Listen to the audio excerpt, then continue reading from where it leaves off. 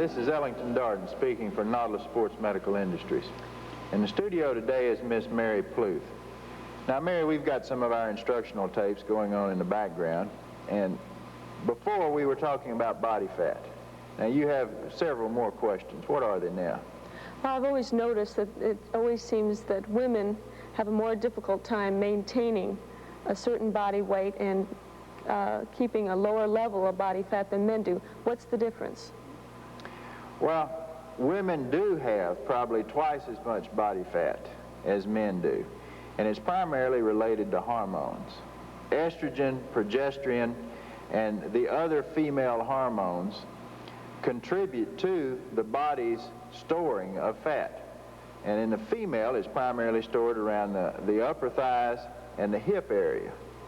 Now, with the onset of puberty, women, you know, when their hormones come into play, they not only take on shapely curves, but much of these shapely curves are a result of additional body fat.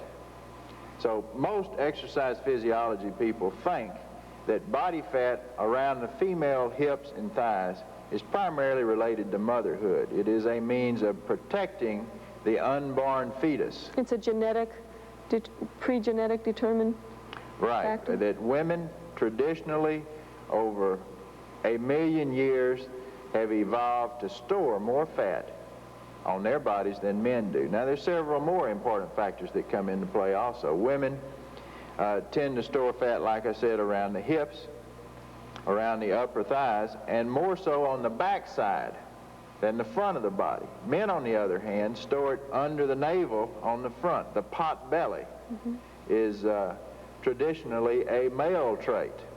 Men also store fat more so on their back than women do. Women have a tendency to store more fat on the tricep area than men do. So there's certain ways that men store fat that are a little different from the way women store fat, and it's usually related to hormones. I know you've done a lot of research on the study of fat. Have you found any easy way to reduce your total fat content? No, Mary, there is no easy way to lose fat. We have trillions of fat cells that are primarily determined prior to birth. There are 3 times when fat cells can actually be created on the human body. 90% of the fat cells are created during the last 2 months of your mother's pregnancy. Then during the first year of life, you can create maybe 5% of your total number of fat cells, and you have millions or trillions of these fat cells all over your body. Once you have these fat cells, is there any way of reducing the number of the cells? Not the number, but only the size. Now, the 3rd time that you lay down or actually create fat cells is during puberty, probably. But after birth, only a small number of fat cells can be created. So you are predetermined with the actual number of fat cells, at least 90% of them, that you're going to have prior to birth. So the only thing you can change is not the number of the cells, it's just the size of the cells. The size of once them. They're Fat cells look like a bubble bath. You have millions of them all over your body, and you can shrink these balloons. You can deflate them. But having deflated one, it's still dormant, and it still wants to be whole again, you know. Yes. It wants to fill up with fat. So the key to losing fat is to never let yourself become fat.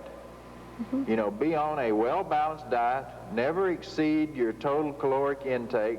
You know, if you burn approximately 2,000 calories a day, then you ought to keep it very close to 2,000. Now, occasionally you can go over and occasionally you can go under, but it should balance out. How does Nautilus equipment help in the reduction or the maintaining of a certain fat level? Well, Mary, Nautilus burns more calories than any other type of exercise, approximately twice as many calories than jogging or bicycling or conventional weight training equipment. And Nautilus stimulates your muscles to get stronger.